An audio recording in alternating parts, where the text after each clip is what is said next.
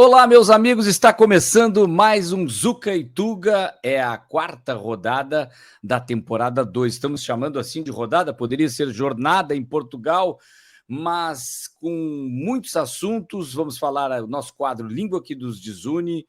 Tem um garoto que vai ser a figurinha ou cromo, quem será ele? Fica até o final para descobrir. Sempre temos uma figurinha, um cromo, como se diz em Portugal. Um novo quadro Pé de Ferro, um duelo entre Di Maria e Gyökeres.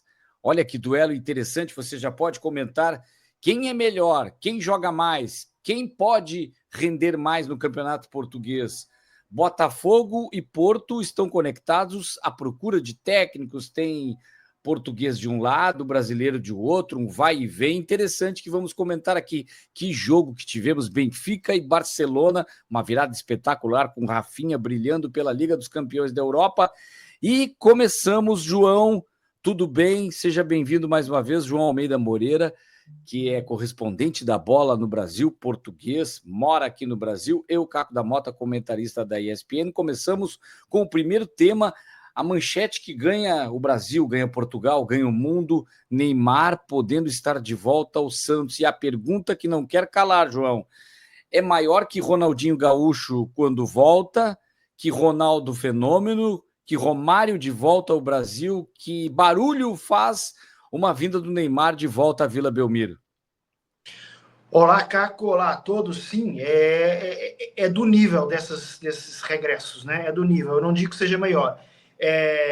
Tive a pensar um pouco aqui sobre isso e eu acho que, por exemplo, em relação ao Romário, não é maior, porque o Romário, quando chegou, estava com 29 anos e acabado de ganhar o prêmio de melhor do mundo. Era o melhor do mundo a jogar no Brasil e isso é raro de acontecer, né?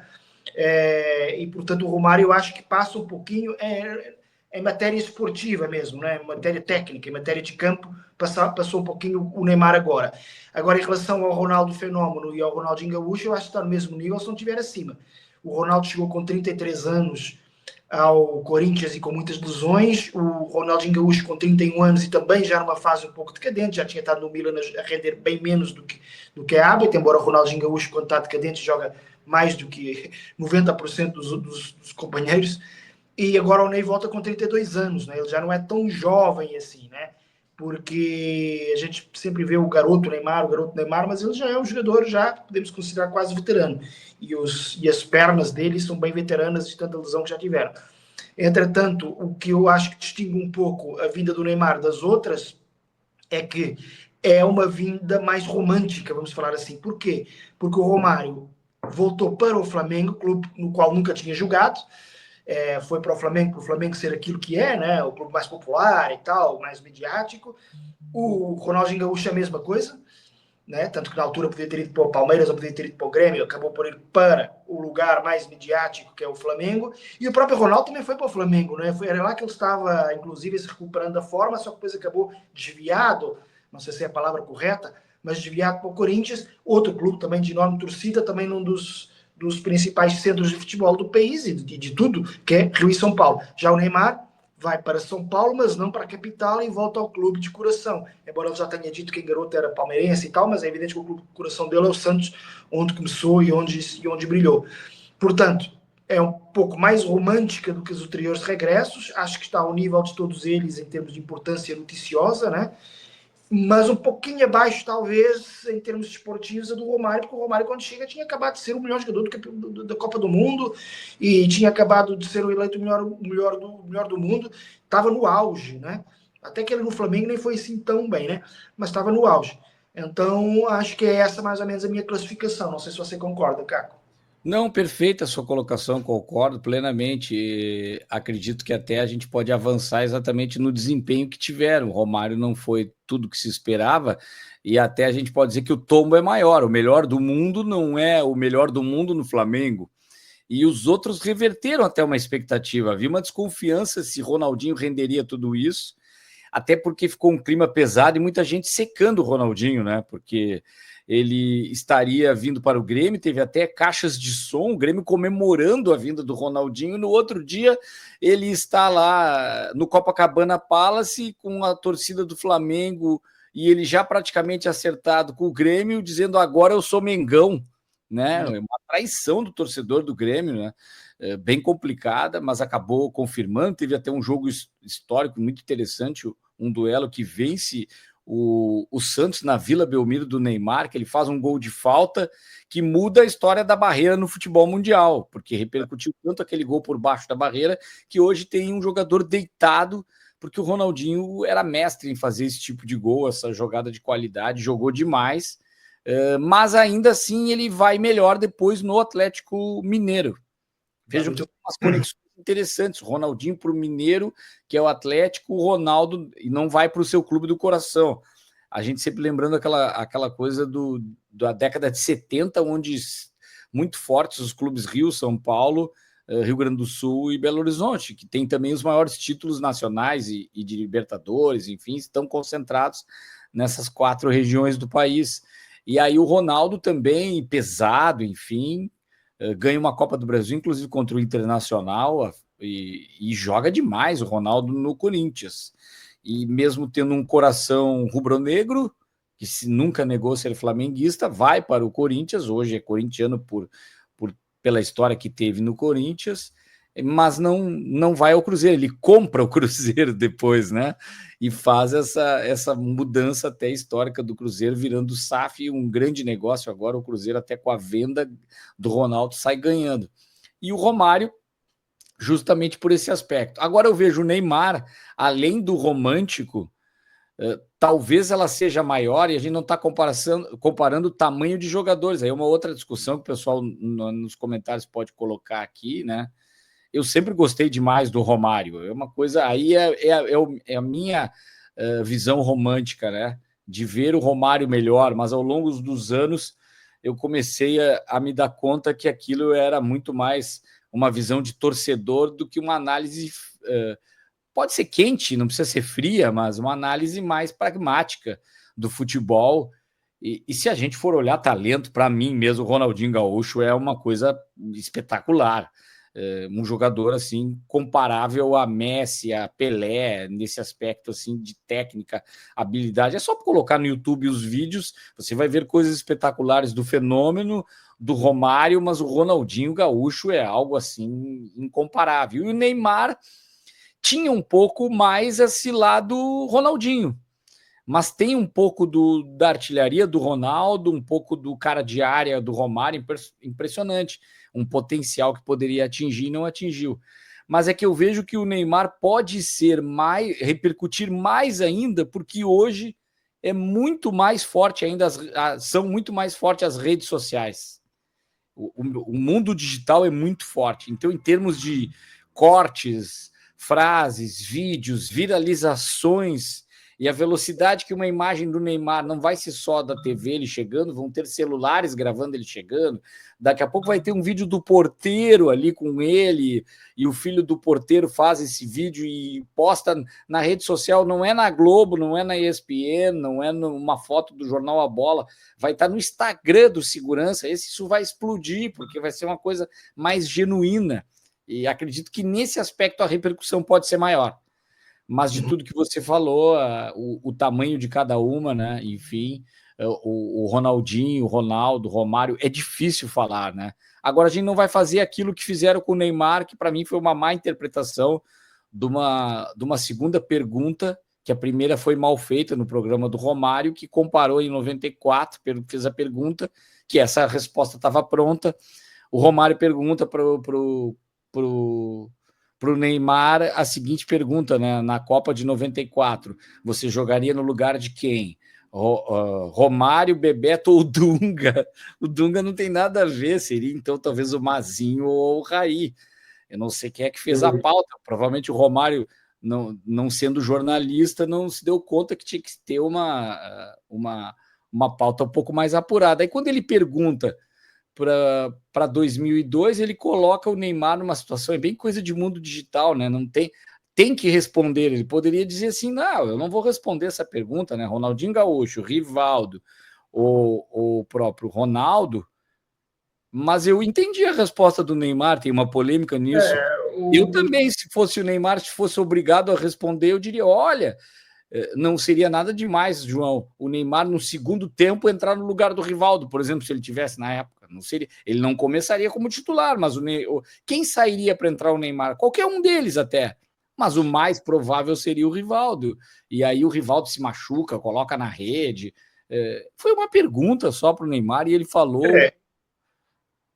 Não, desculpa, em relação à pergunta do Dunga, eu acho que a resposta dele é o Brasil não seria campeão do mundo em 94 com o Neymar no lugar do Dunga, não conseguiria. Tem isso também. Daria mais, mas seria a Itália, provavelmente, campeã do mundo. E em relação ao do Rivaldo, eu acho que é mais fácil dizer o Rivaldo, porque talvez o Rivaldo esteja um degrauzinho abaixo dos outros dois, naquilo que é no final da carreira deles. Um degrau, mesmo assim, lá no Olimpo, né? Mas só que na Copa do Mundo 2002, eu acho que ele até foi melhor que o Ronaldinho Fenômeno, o Ronaldinho Gaúcho e que o Ronaldo Fenômeno. Embora o Ronaldo Fenômeno tenha sido artilheiro, tenha sido a grande história do campeonato, o Rivaldo teve um nível ao longo de todo o campeonato. E eu lembro até de uma cena que no final já estão no vestiário, todo mundo comemorando, e o Felipe Scolari verbaliza, melhor jogador da Copa, apontando para o Rivaldo. E, portanto, é evidente que isso pode ter machucado um pouquinho o Rivaldo. Mas, enfim, são aquelas perguntas, são coisas de internet hoje, desse mundo muito rápido, que tem que haver respostas, tem que haver reações, enfim. Mas e é inegável que o Rivaldo foi mais jogador que o Neymar. O Neymar, a gente sempre fala, tem o potencial para isso. E aí, dentro desse romance de tudo isso, a gente torce para que dê certo e que, quem sabe, é o último suspiro do Neymar, justamente de volta para casa, onde ele teve a grande chance da vida dele. Há uma história, o Neymar e o pai Neymar, quando jogava futebol, sofreu um acidente. A mãe estava junto, indo para São Vicente, que é ali do lado. Neymar bate a cabeça, a mãe tem uma pequena escoriação, o pai quebra o quadril e demora para jogar futebol de novo, até que numa volta a São Vicente, o Neymar começa a ter oportunidades, e até que o Betinho, que era um treinador do futsal da região, que leva ele, indica ele, enfim, e vejam como é que é o destino, né? Se não tivesse esse acidente, talvez o pai do Neymar não fosse para próximo da família em São Vicente, não teria essa história toda dentro de Santos. Então, pode ter uma aura, algum brilho, quem acredita nesse tipo de coisa, destino de que Santos faz bem ao Neymar, e quem sabe ele não melhora. Agora... Só dar um detalhe que tem a ver com o nosso programa, é que ele passa de ser treinado por um português, Jorge Jesus, para outro português, Pedro Caixinha, né? Tem a ver com a nossa conexão aqui. É verdade, e até o Caixinha que tome cuidado, porque o Neymar é muito forte. Se ele não tiver conexão com o Caixinha, pode complicar a situação, né? O Neymar ele vai ter voz ativa não só no vestiário, mas no clube como um todo, até como um investidor, potencial investidor no clube. Não iria para o Barcelona, que tem hoje um jogador espetacular e brasileiro também, Rafinha, que faz o último gol nesse jogo sensacional de Champions, do Benfica, que no jogo que o Pavlidis faz 3 gols, hat-trick, a gente espera que agora o Benfica vai ter uma grande vitória. O problema é que era o Barcelona, né? O Trubin, para mim, o jogo começa a virada, e eu não vejo como falha do Trubin, de certa forma foi, mas é uma coisa muito bizarra. O gol que o Trubin repõe a bola, ela bate na cabeça fora da área, e ali o Benfica volta a encostar, e mesmo assim tem um gol contra a favor do Benfica. Um jogo que o Carreiras estava jogando demais, né? E estava muito bem no primeiro tempo, ele que cruza a primeira bola logo no início do jogo pro Pavlidis fazer o primeiro gol. O Aktürkoğlu, que ele jogou muito bem. O Di Maria ficou no banco e jogou o garoto Scheidrup muito bem no jogo também, muita velocidade pelo lado esquerdo, muito interessante. O Benfica fazendo um jogo totalmente reativo. O Barcelona, aquela troca de passes, o Carreiras parando o Lamal, né? E diferente de tudo que a gente vê. Aí no final do jogo, o Benfica permitiu uma virada do Barcelona sensacional, ficou reclamando de um pênalti, a discussão até hoje em Portugal, mas no contra-ataque, no último segundo de jogo, bola para o Rafinha, ele fez aquele gol sem querer, mas ele estava posicionado ali, ele faz uma jogada sensacional para cima do Carreiras, que até comete pênalti também, né? E aí ele acaba comprometendo, de certa forma. Não foi o mesmo jogador no segundo tempo e a qualidade do Barcelona prevaleceu. Fica a pergunta, João. Benfica teria hoje tamanho e time para vencer o Barcelona? Acredito que na circunstância do jogo, sim, mas vejam que qualquer vacilo que você dá, você pisca, comete um erro, e mesmo ainda estando à frente com um gol contra, o Barcelona até o final lutou pelo empate. E num vacilo no último segundo, a qualidade que tem seus jogadores, Rafinha, para mim, um dos melhores do mundo nesse momento, está jogando demais nessa posição, acaba sofrendo gol no final e uma derrota muito dolorida para o torcedor na Luz. É evidente que foi dolorido, mas deve ter sido também agradável ver que o Benfica pode competir num jogo, fazer um jogo tão disputado com um dos melhores clubes da Europa e do mundo, como o Barcelona. Fica, no entanto, esse sabor amargo de um jogo que teve nas mãos, podia ser uma vitória histórica, e acabou por ser uma derrota num jogo histórico. Entretanto, acho que temos uma grande notícia para a seleção brasileira, que é o Rafinha, né? Não só do ponto de vista técnico, porque a gente já sabia que ele estava jogando muito, mas até do ponto de vista, vamos dizer assim, mental, porque nesse momento a seleção brasileira tem talvez o maior protagonista do Real Madrid e o maior protagonista do Barcelona. Isso não é pouca coisa, né? O Vini Júnior e Rafinha. É poder distribuir pelos ombros dos dois um pouco mais a responsabilidade de liderar o Brasil, porque estava muito em cima do Vini Júnior. Depois temos o Neymar, mas isso é um caso à parte, que é outro patamar. Mas em relação a esses jogadores que estão no auge, digamos, o Vini Júnior talvez fosse pesado mais para ele nesse momento ser ele só o cara. Agora pode dividir com o craque do Barcelona. Ou seja, nós só para comparar, há 10 anos, e durante umas longas temporadas, tivemos Messi como grande figura do Barcelona e Cristiano Ronaldo como grande figura do Real Madrid. Nesse momento, as grandes figuras desses dois gigantes são os dois brasileiros, né? Então isso pode ser bom para a seleção brasileira, para distribuir essa carga de responsabilidade, que a seleção brasileira tem sempre mais responsabilidade que qualquer outra, né? Porque a torcida exige Copa do Mundo, exige ficar em segundo, é uma vergonha, ao contrário de outras seleções, mesmo as grandes, como a Alemanha, Itália, etc. E por isso foi uma boa notícia, né? O Rafinha, ninguém duvida que ele é um bom jogador, até porque ele jogou no Guimarães e no Sporting, em Portugal todo mundo sabe que ele é um ótimo jogador, e no Brasil também. Mas ele está virando, né, um craque assim, um pouco acima daquilo que eu esperava dele. E isso é muito boa notícia também para o futebol brasileiro e para a seleção brasileira. É impressionante, ele tá jogando e ganha assim um cobrador de falta, um jogador que chuta de fora da área, uma característica diferente que pode ser complementar ao Vini Júnior em termos de técnica, e também voltando o Neymar. A gente sempre torce, eu falo isso, o Neymar com todos os problemas que tem, de tudo que ele apresentou, e a falta de disciplina que ele não tem, como tem um Cristiano Ronaldo, né? A gente já falou muito disso, mas o Neymar também, voltando à seleção brasileira, ele divide um pouquinho a responsabilidade, as atenções, e deixa esses jogadores mais soltos. E ele, como capitão, pode liderar um pouco mais, matar no peito algumas críticas, algo mais pesado, e facilitando até a vida do Dorival, que pelo jeito vai sobrevivendo à medida que passa uma classificação para a Copa do Mundo, né? E aí sim, eu vejo assim uma concorrência muito forte até daquele que é aquela que é a grande equipe da Europa no momento, o Liverpool, onde o Salah está jogando demais também, numa despedida, né? Já fala que não continuará, deve sair, mas é um jogador que está jogando no momento o melhor futebol, junto com o Rafinha, são os dois melhores jogadores da Europa no momento.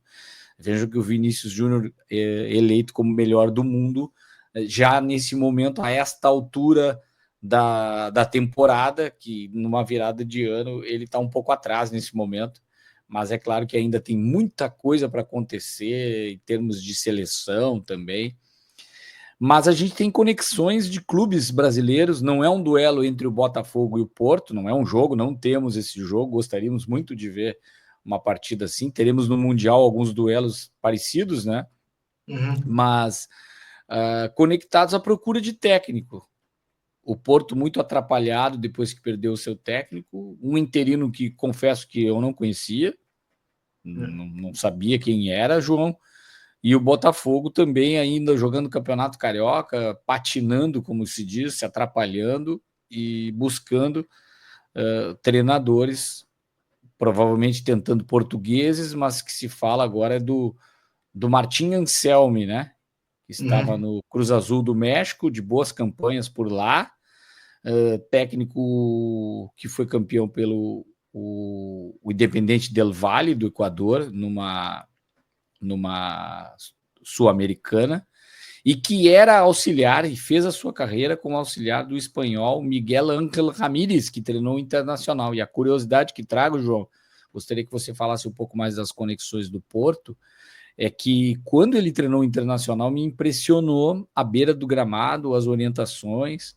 Claro que a estratégia era do espanhol, mas o Inter foi melhor quando ele estava no gramado e depois, quando começa o trabalho do espanhol, que tinha problemas de documentação, uma espécie de bid para o técnico, né? E uma autorização para começar e registro no futebol brasileiro.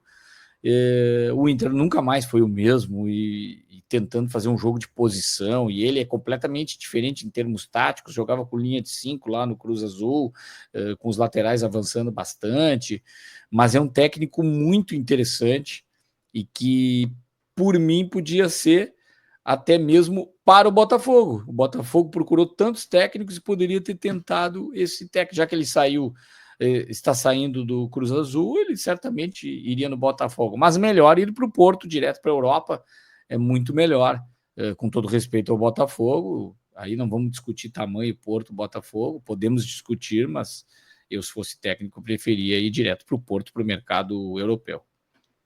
A gente, no momento que estamos gravando, não é garantia que o Martim Anselmi ir para o Porto, ainda alguma Cruz Azul parece que não quer deixar sair, mas enfim, a partida será ele, se não for, será um golpe de teatro, assim, porque a ideia é que será ele. Entretanto, o que prova as muitas conexões que há entre o futebol português e brasileiro e que dá sustento a este programa, é você ver que para treinador do Porto foi falado, antes de falar o Anselmi, o Luís Castro, que treinou o Botafogo.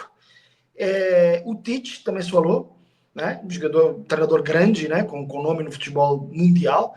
E para treinar o Botafogo, que ainda está sem treinador, e aparentemente também, na hora que gravamos, está mais atrasado em relação ao Porto nessa busca, se falou, inclusive, no Vítor Bruno, que é o treinador que ficou livre ao sair do Porto, né? E além dele, se falou do Vasco Matos, da Santa Clara, e do Paulo Fonseca, que acabou também de sair do Mira. No Vasco Matos, de Santa Clara, que é um time pequeno, um time dos Açores, lá em uma ilha lá de Portugal, ilha de São Miguel, no arquipélago dos Açores, mas que está fazendo uma ótima campanha no Campeonato Português e por isso está se destacando e está com algum mercado. Mas só por isso se vê que as conexões entre o futebol português e brasileiro são incríveis. Sempre foram em relação aos jogadores, mas agora tem esse detalhe dos treinadores, né? Principalmente treinadores portugueses de lá para cá. E o Botafogo, em particular, é um clube que aposta muito em treinadores portugueses. Aliás, acho até que o John Textor tem algum preconceito, é uma palavra grande demais, mas não tem muita confiança no treinador brasileiro, tanto que já trouxe Luís Castro, já trouxe Bruno Lage, já trouxe Arthur Jorge, e agora parece que vai buscar também um português, vamos ver. E brasileiros mesmo, só foi o Thiago Nunes, mas foi ali meio que e alguns interinos, né? E o Thiago Nunes também teve um pouco cara de interino, né? Foi ali só para tapar o buraco, né? Era o que estava livre na época, mas de resto ele parece que não confia muito em treinadores brasileiros. Mas é isso, Porto e Botafogo, dois gigantes do Brasil e de Portugal, ambos sem treinador, pelo menos à hora desta gravação. E um dado curioso para o futebol português é que pela primeira vez em 90 anos de campeonato, os 13 grandes trocam de treinador no meio da competição. Já tinha acontecido em 2004, quando os 13 trocaram de uma temporada para outra, que também, portanto, é raro. Mas esta vez foi a meio do campeonato. Só recordando, Roger Schmidt, alemão, que já vinha desgastado da época anterior, saiu logo no início para entrar o Bruno Lage, velho conhecido da Luz. No Sporting, o Ruben Amorim, que era muito querido no clube, com muitos títulos conquistados, foi convidado para ir para o Manchester United e, obviamente, não conseguiu dizer não. E para o seu lugar foi o João Pereira, que, entretanto, também saiu, e agora está lá o Rui Borges, José de Guimarães, e agora ao Porto cai o Vítor Bruno, em princípio substituído pelo Martin Anselmi, mas ainda pode haver alguma novidade. A gente tem aquela costume de Portugal dos lenços brancos, isso é um lençol branco, né? No esporte, principalmente, é um lençol, apesar que o Rubem Amorim ninguém queria que saísse. Mas é bem interessante essas conexões. Agora, o Vitor Bruno é muito cedo ainda de analisar, comentando jogos, né? Mas a leitura de jogo dele, algumas questões de vestiário, não sei se não ia dar uma de Bruno Lage no Botafogo, ia ser complicada a situação, sabe? Esses treinadores menos boleiros, como se diz aqui, né? Às vezes tem um pouco de dificuldade no vestiário, e o Vitor Bruno é um pouco isso. Acredito que ele tenha uma boa capacidade em outros níveis, mas nesse lado vestiário tem mais dificuldade. Eu vou comentar na ESPN Esporte Nacional nesse sábado, para quem já ouviu a gravação ou está vendo, pode ter passado, tem Porto e Santa Clara no domingo. Então, os 2 jogos que comento do Português são esses. O Benfica não está na minha escala, podemos dizer assim, mas já tem feito jogos do Benfica. Falar em Benfica, novo quadro, podia ser uma mão de ferro, mas como é futebol, é pé de ferro, que é um duelo entre 2 jogadores. Você também pode participar aqui comentando, depois a gente repercute os comentários. Pode e deve participar aí. Exato, deve participar. Queremos a participação. Inclusive, deve e pode nos contrariar, né? Seria mais interessante. Não adianta concordar.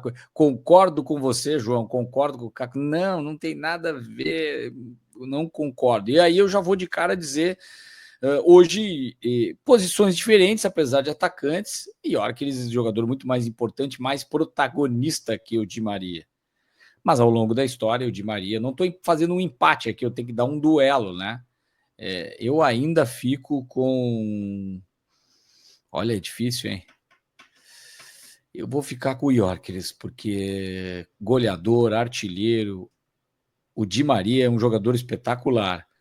Mas o Mauro Betti foi muito feliz, eu estava ouvindo a transmissão do SBT do jogo, né? Estreia do Thiago Leifert como narrador, foi muito bem, o Thiago Leifert é muito iluminado. Ele começa uma transmissão num jogo de 9 gols como narrador, a estreia dele no SBT, né? E aí, eu até disse, tem o Mauro Betti, o Mauro Betti em Benfica e Barcelona foi um BBB, ele fez um BBB no SBT. Que bobagem, João.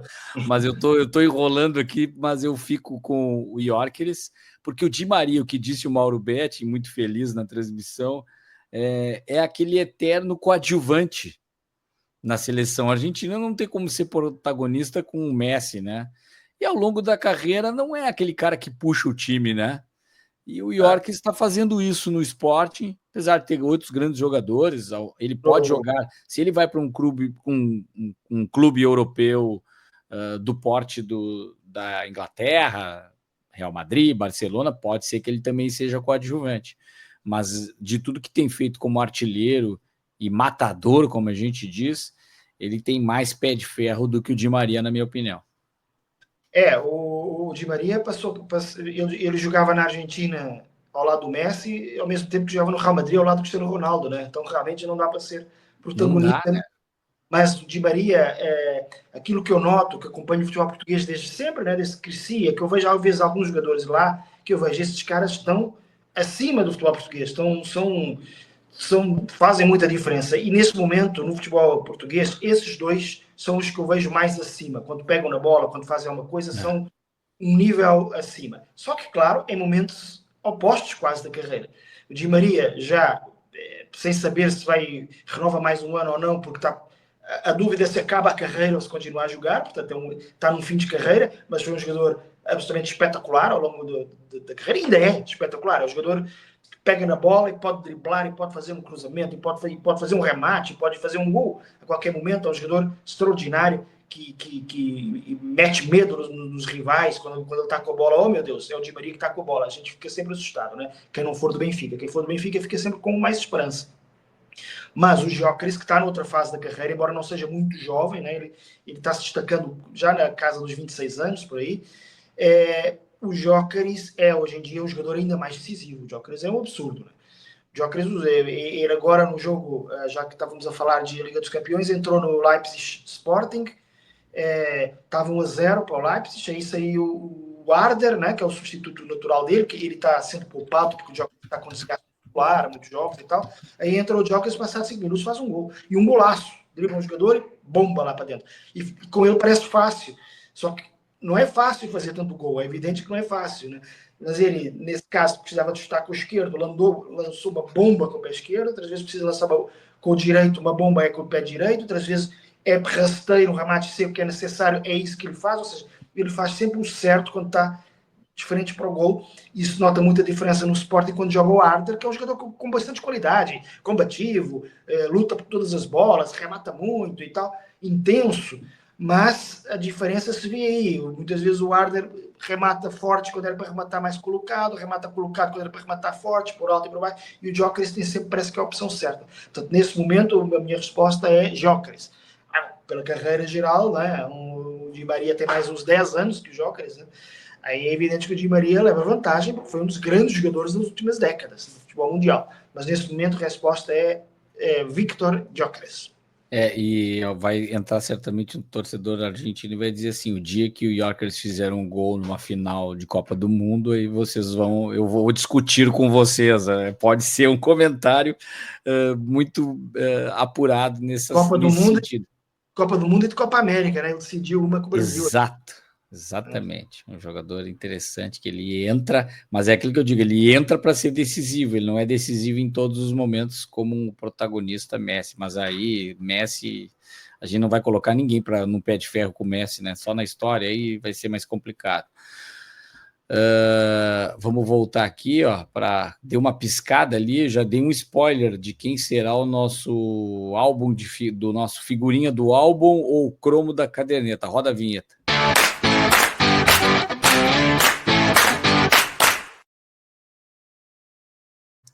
Eu não sei se a gente chama de Ryan Francisco, Rian Francisco, vou chamar de Rian, vou dar uma portuguesada.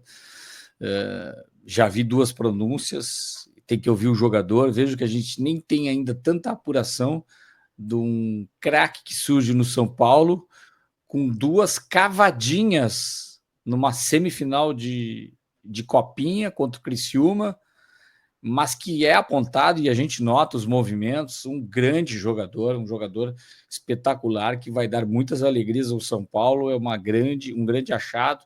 Não se sabe, já pode ter passado na final contra o Corinthians, que eliminou a grande equipe do Grêmio. O Grêmio tinha uma grande equipe, poderia ter passado para a final também, não passou. Mas aí está diante do maior campeão da Copinha, que é o Corinthians. Mas que jogador que é o Rian Francisco, ou Ryan, como preferem alguns chamar ele, né, João? Isso, o Ryan, ele 2 dias antes de fazer os 2 pênaltis, a cavadinha, ou a panenca, como se diz mais lá em Portugal e na Europa, nesses 2 dias antes, 48 horas antes, jogou como titular do São Paulo, equipe principal com muitas aspas, obviamente, porque a equipe principal estava lá no torneio dos Estados Unidos, mas aqui no Paulistão, eu digo aqui porque foi aqui do ladinho de minha casa, porque foi no Botafogo Ribeirão Preto, que eu moro em Ribeirão Preto, Botafogo Ribeirão Preto com o São Paulo 0-0, e o Ryan Francisco foi titular. Depois saiu e deve ter ido logo para se juntar aos sub-20 lá para a Copinha, onde depois acabou por decidir o jogo em 2